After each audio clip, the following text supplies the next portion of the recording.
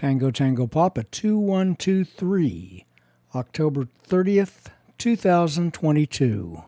Have we seen the actual reality of a monstrous crime? Or merely an illusion, the product of a tortured brain?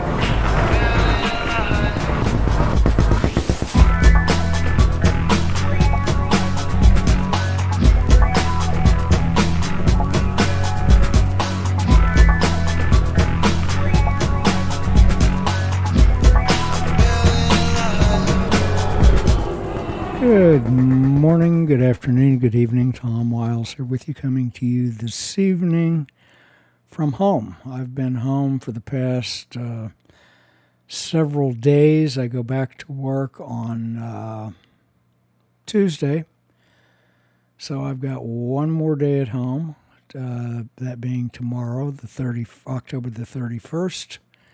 Then I go back to work on November the 1st. So, the last time I was home, a guy came and installed a heat pump, and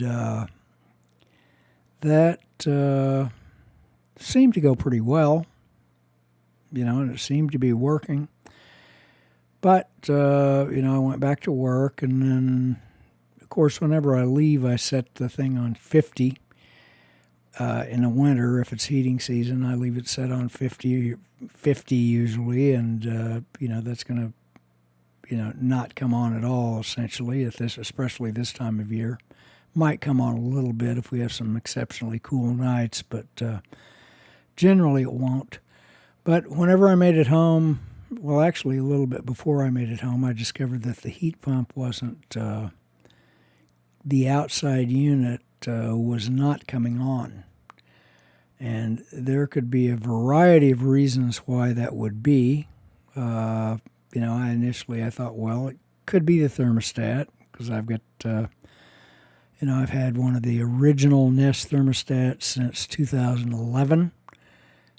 I got one of the very first units that was available. I signed up for it, and then when they sent it out, and so that I had that thing for 11 years, and it appeared to be working. The remote control part of it was working as far as the app on the phone. But, so that was one possibility, because those things will last. Generally, they say they'll last about 10 years. As far as the Nest thermostats go. And then, it could have tripped a breaker, or it could have leaked out all of the Freon. That would prevent it from coming on. So there was a variety of things that could be wrong. The guy that installed it turned out to not be very helpful. As I texted him initially, and he said, well, whenever you get home, figure out if the outside unit's coming on or not. And I made it home and sent him a text message saying, hey, the outside unit's not coming on. And, he never texted back. And so I was able to contact a local company that seems to seems to be actually very local to me, and so the guy came out, and he did a fair bit of troubleshooting, and then finally we determined that, hey, it was the thermostat. The old Nest thermostat just wasn't sending out enough voltage. The proper amount of voltage. It's supposed to send out about 24 volts to the outside unit to, tell it to initiate either heating or cool. And it just wasn't doing it. It was sending out about 15 volts, which that's not going to work. It has to be 24 volts. So I got a new Nest thermostat, and I ended up wiring it up myself. Let's see if I've got some pictures here. So now initially the thermostat, if you're watching the video, by the way, we're making a YouTube video, so if you're watching this video, kudos to you, because it's going to be pretty boring. But this initially was in a hallway in a completely different part of the house. And so they moved it actually to like a kitchen wall that's very close to the air handling unit. Otherwise you'd think it was the furnace or whatever. But I'll show you the picture. That's the thermostat. That is the air handler. It's not. It's in a little narrow closet. Of course, I'm in a double wide mobile home, so that's in a kind of a narrow closet. And so the original furnace was a gas propane. It was a gas fired furnace, and it was taller.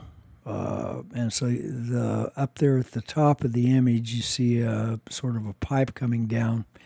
That was actually the fresh air intake, and cool air was kind of being sucked through there. So I taped a plastic bag over it, like a Walmart type plastic bag. I taped that over it to kind of stop the cold air from coming in. Because, yeah, you want some fresh air, but probably not that much. Because you want a good part of it to recirculate so you can heat the air up more efficiently. So I kind of taped the thing over the end of that, but so it's still kind of hanging down. But that door there, you see the inside of the door there, that door closes and kind of hides the unit. But this new unit is the same width and depth, but it's only probably about maybe 2/3 or so as tall, a half to 2/3 as tall as the original furnace. Well, and then of course the original furnace that came in the house 27 years ago when I got it in 1995, that one lasted so long, and then it gave out, and then I had it replaced, and then this one replaces the second one. And the second one, the problem with it was in really cold weather, it wouldn't really heat the house. Couldn't maintain the temperature that I set. So for whatever reason. So same way with the air conditioner. The outside unit just could not keep the house to the temperature that I set. So I determined that I would go ahead and just replace that with a heat pump system. So this air handler unit actually has some electric power strips in it that work as sort of backup heat, or so-called emergency backup heat. And those power strips can come on in very cold weather to help supplement the heat pump. Because heat pumps lose efficiency after about 50 degrees or so. The efficiency starts dropping off, and then they begin to, about 50 degrees or above, they'll produce maximum heat BTUs. But below that, as the degrees go down, as the temperature drops, they produce less and less and less heat BTUs. But you want the thing to produce as much as it can, maybe even if it has to struggle to do it, because it's only using about 1/3 of the amount of electricity that the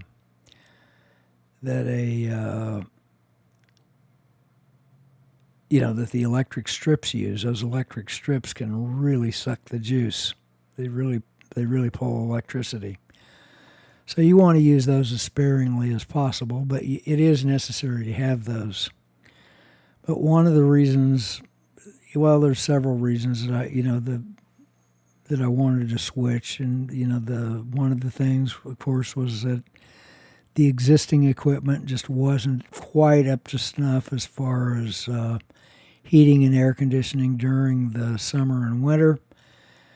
And the other thing was I really didn't know what was going to happen with the propane, especially this winter, because the price of propane historically has been quite volatile.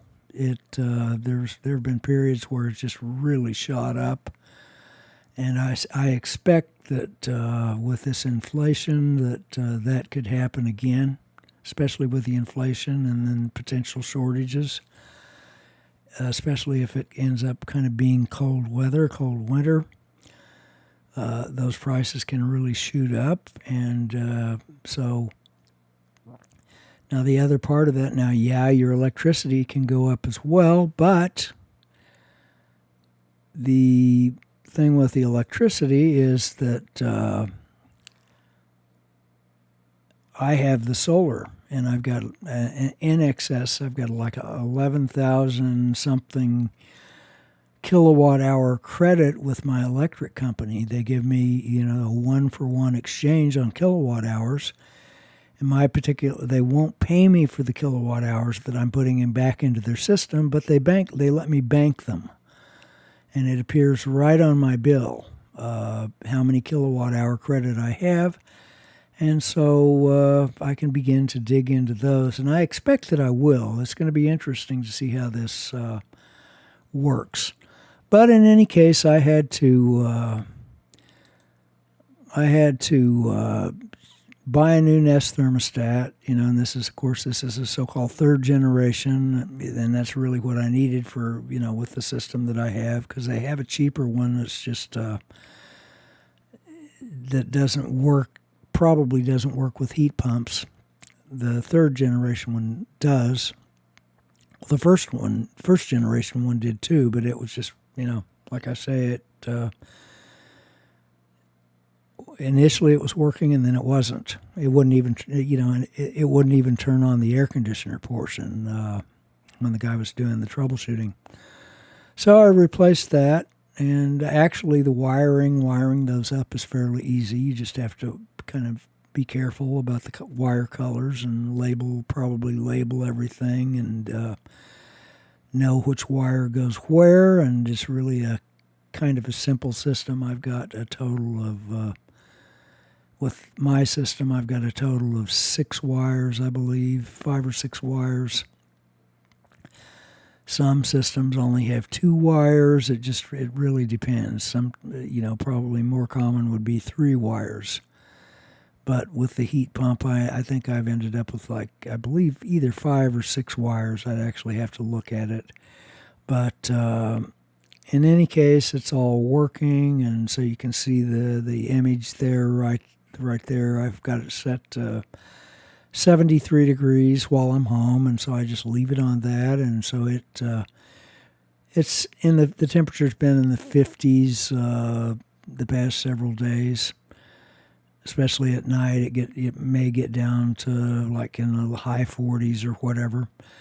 And so it just comes on whenever it needs to, and it just cycles on and off just as if it were an air conditioner, except it's in reverse. Excuse me. So that seems to be working. That seems to be working rather well. So I'm pretty happy with that. And then let's see if we can find the picture of the. Where's the picture of the outdoor unit? Oh, right there.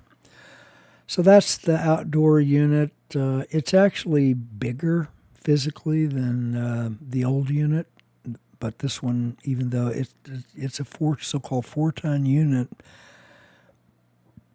but it's one of the things, with the newer units to help them be more efficient. They've made the coil surface bigger, and the coil, that part would be the part with the fins. It's or evaporative coil. There's different. I'm not an HVAC guy, so I know there's different terms that they use. The part that goes inside the air handler, the A-frame.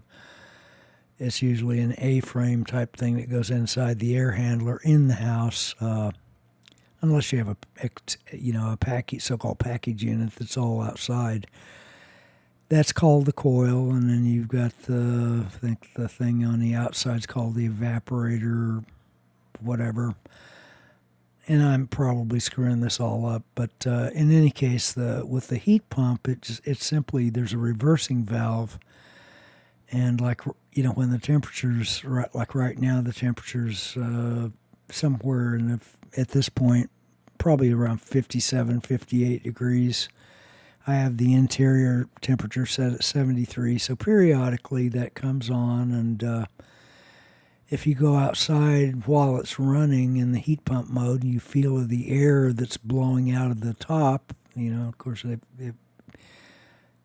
that air is cold, so it's like it's air conditioning the air outside, but the heat that's being extracted from the outside air is being pumped into the house, thus it's a heat pump.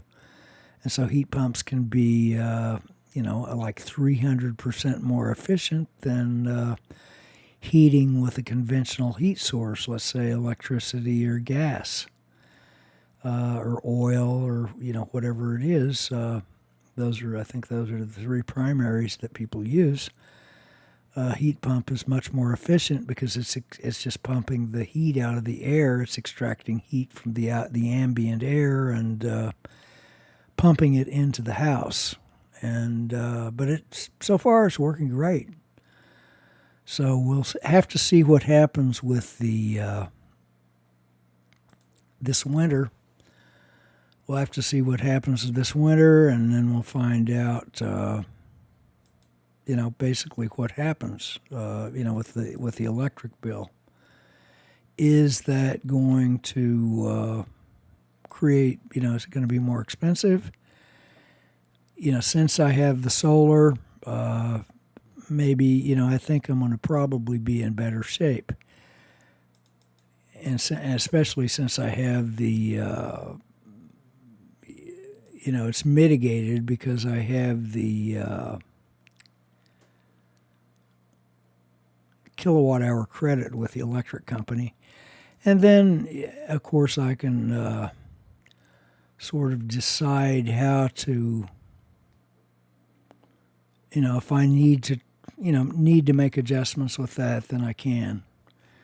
But for since I've had the solar installed, my electric bill is like roughly $30 a month, and that includes the connection fee, line maintenance fees, which is absolutely necessary because it's expensive for them to maintain the lines. They have employees that's their job is to maintain all of the electric lines. And so you have the connection fee, and then there's I've got a kind of an expensive yard light out on my electric pole. It's like $7 a month, and it comes on at night. But they're responsible for changing it if it needs to be, because and I've had to have them do that before where the light quit working, so they have to bring out a bucket truck and get up there and change the bulb. So that's really kind of worth it to have that, to pay that $7 a month for that light out on the electric pole, because otherwise without it, it would be, it could be fairly dark.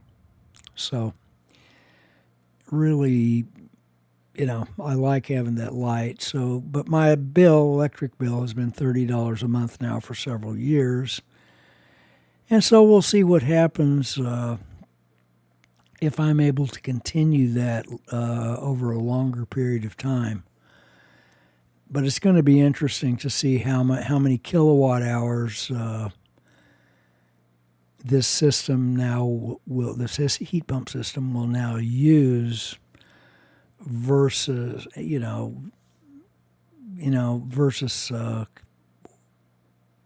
what I was having to pay whenever I'd have to have the gas bottle filled up, which I have to admit I haven't really kept track of that. I know that I'd only have to maybe do it a couple times a year, maybe 3 times a year. And sometimes it would be a little, the bill could be, kind of ridiculous, but depending on how low the propane was, it could be a little bit painful paying the bill, but, but especially if I begin to think, hey, it could really end up going up. It could really increase. I know the prices of natural gas are kind of going through the roof right now. So as of right now, I've got that tank out there, and it's pretty well full, the propane tank, but the only thing that I'm using propane for at this point is the cook stove. That's all I'm using, so, and I don't use it very often. So the propane in that tank now is liable to last quite some time. So, but we'll see what happens. It's like I say, it's going to be interesting. But at the moment, I've eliminated the possibility of a propane bill, and but I do have the kilowatt hour credit to kind of dig into, and I do expect that I'm going to, especially during this winter, I expect that it's going to dig into it somewhat. But I'll continue to operate the system just as I have. The majority of the time it's set on, in the winter month, during the winter month, heating season, it's set on 50 degrees. And in the summer, it's set on about 90 degrees, because I don't want it getting hotter than 90 degrees in here. And so the air conditioner will come on, because it could theoretically, or it probably could end up getting well above 100 degrees if you had day after day of sun barreling down with no air conditioning on at all. With a closed up house, it could get over 100 degrees, and I don't want that. That could be quite detrimental to the house itself. Not to mention the your electronics and those type of things. So it's best to run it a little bit, and so we'll see what happens. Yeah, but I should start, once a month or two goes by, I should begin to get a good idea, at least during the winter, of what it's going to take, how much electricity is it going to take. So anyway, what I wanted to talk about was, and I've been thinking about this for a few days, toxic people.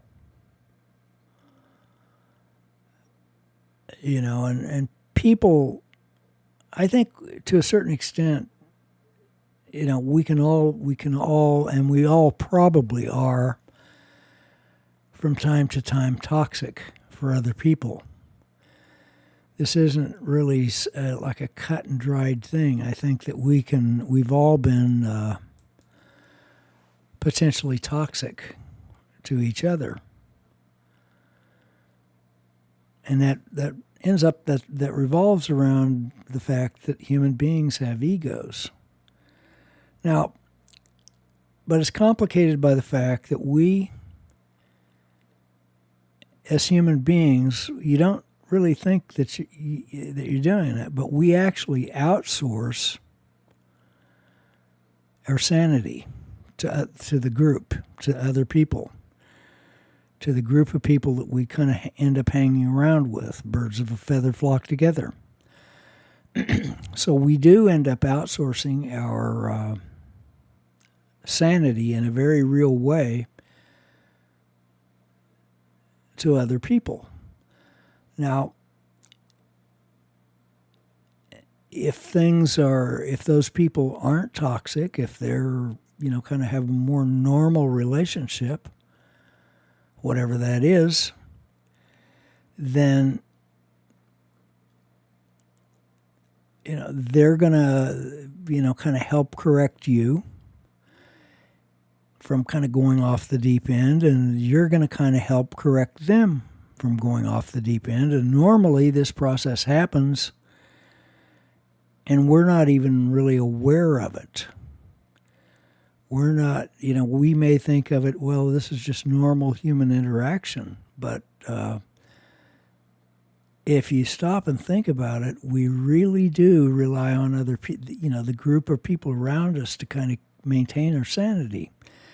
But that we also, without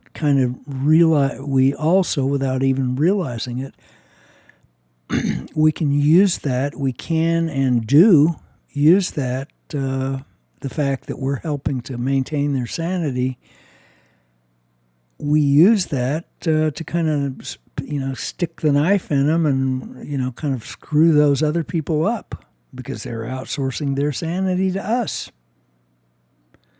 So we maybe begin to play games with them, and try to, mess with their psyche to a certain extent. So then the question is, how do you know if you're doing that? And of course you can lie to yourself. Are you doing it yourself? And I think we've all done it. We've all been, if we're honest, have to admit it, if we're really honest, we've all probably been deliberately kind of mean to other people. Sometimes you can kind of be mean or insulting and not really mean it. Maybe that wasn't your intention, but often it kind of is your intention, and then you say, "Oh, I was just kidding." Or, the people, especially when people really get into the bullying thing, which this is really what I'm talking about, they'll just, "Oh, I was just kidding. I was just teasing." Just teasing. No, you weren't. You really meant it. You were being mean. Generally, if you're doing that, there's a difference between kind of like just sort of the joking around type thing versus when it there's a line that gets crossed somewhere where it turns mean. And it's kind of a fine line, and it does require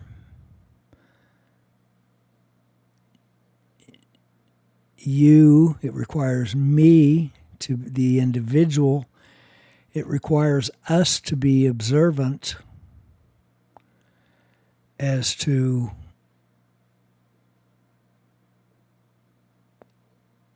what are we really, we have to be aware. What are we really doing? Are we just being, kind of jovial and what have you? Or is it kind of slipping off into something that's actually mean? And it's actually designed to sort of screw with the other person's sanity.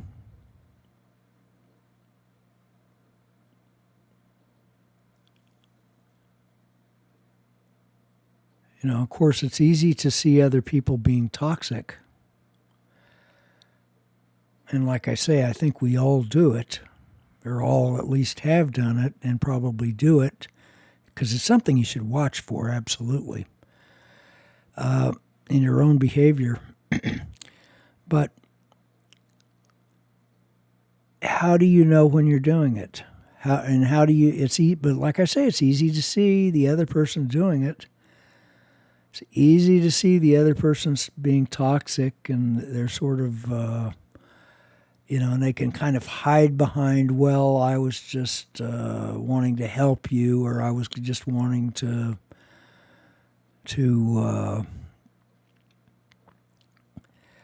I'm only being critical because, maybe you said you wanted you wanted the truth or whatever. They can always do that. Companies, it's kind of like this. You think of it this way, you have like Apple says, well, we're being eco-friendly and blah, blah, blah, blah, blah. But then they, in order to save money, they, and Samsung's doing it too, they ship the new phones without the charger. And then the excuse is, well, you've already got a bunch of USB chargers. You don't need, you don't need another one, and so therefore we're not going to include that. We're just going to give you the phone, and that's going to be it. And we're being eco-friendly, but really they're saving money and they're charging you a fortune in the process. And so kind of take it or leave it.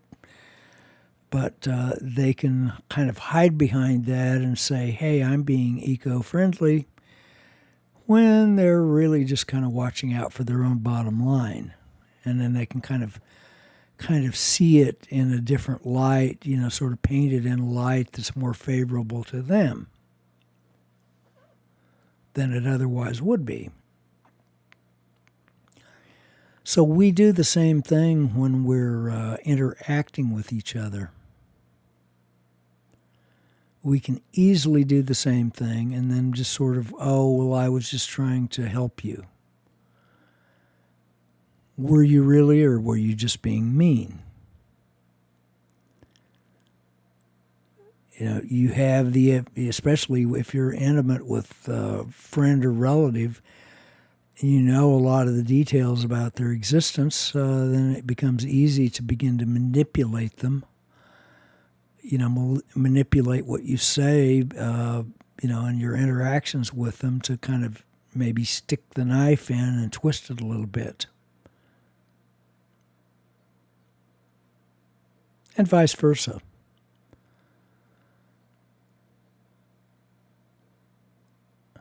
But, and it's going to happen with people. It's really going to happen with people. And, you never know when it might pop up. It might rear its ugly head. And maybe they do. Maybe they say something, like I say, maybe they say something, or maybe you say something to them that, is just kind of perfectly innocent. You didn't really mean to be mean, but, you think about it in retrospect, and yeah, it probably was, it was a kind of a fault on your part, perhaps, or a fault on their part. So the key to dealing with it, of course, is to learn not to resent. Don't resent people. Don't resent people, places, and things. And if you can really learn not to resent them, then they can still say mean things or whatever, and it doesn't, you can actually consider, is this reasonable or not? And as long as the resentment is not present on your part, they can say it in a mean way, and if there's some truth to it, you can still take it to heart.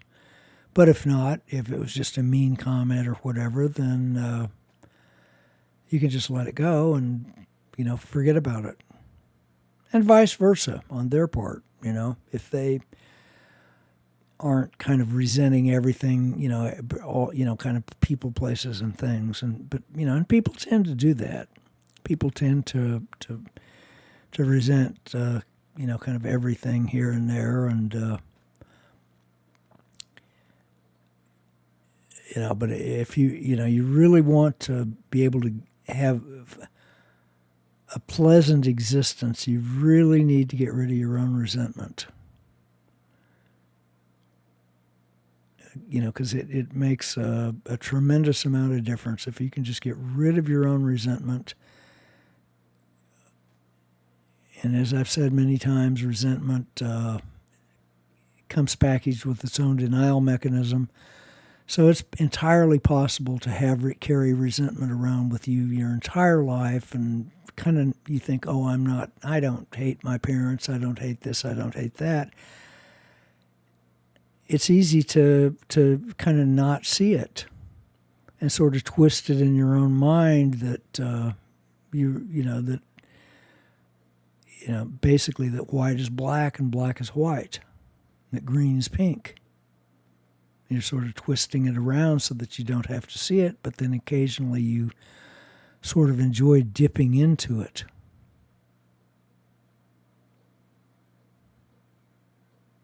And the appeal of resentment, of course, is that it sort of gives you this little momentary illusion that you're God in your own mind.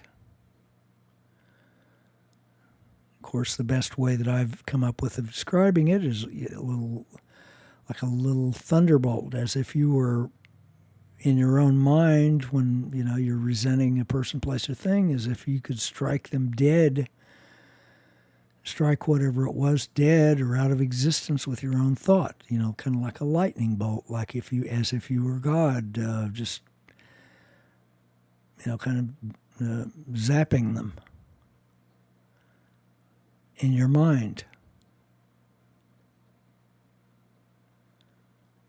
So, and that's may seem appealing, but it's a really bad thing to do.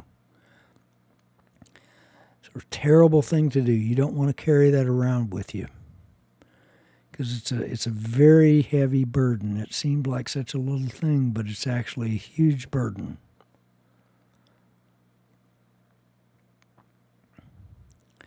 So, but it's just one thing to keep in mind. We do outsource our sanity to other people. As much as you think, oh, I'm logical and I'm in charge of my own mind and my own I've got my logic and I think logically, what have you. At the end of the day, you're outsourcing your sanity. Because it's been shown over and over again that if you lock someone up completely by themselves, after some period of days passes, they will go insane. So you have to have interaction with other people in order to, because we do outsource our sanity. We can't bear our sanity. That's just not something that we can do all on our own, as much as we'd like to think that we could, or that we do. But then, understanding that, then keep in mind that we can and do. There is this big temptation just to, kind of stick the knife in the mind of the other person and give it a good twist and a shove. And you don't want to do that. What goes around comes around.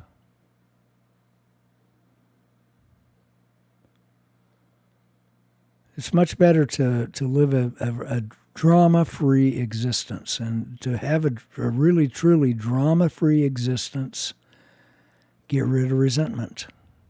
It's amazing. The result of that is absolutely amazing. If you can really eliminate all resentment from your psyche, then you have a completely drama-free existence. So anyhow, I think I'm going to go ahead and bring this to a close. It's going to be kind of a shorter thing here to this evening, but I did want to go ahead and do this while I had the opportunity. Like I say, I have Monday, I have one more day here at home, and then back to work on Tuesday. So, in any case, hope everyone is having a great weekend. This is the weekend, and I will catch you later. Remember, Trucker Tom is like Visa. He's everywhere you want to be. Product reviews, restaurant reviews, photos, opinions, and more. Visit Trucker Tom's website at www.truckerphoto.com. You've been listening to Trucker Tom's podcast, and we'd love to hear what you have to say. All you have to do is send us an email to tom@truckerphoto.com.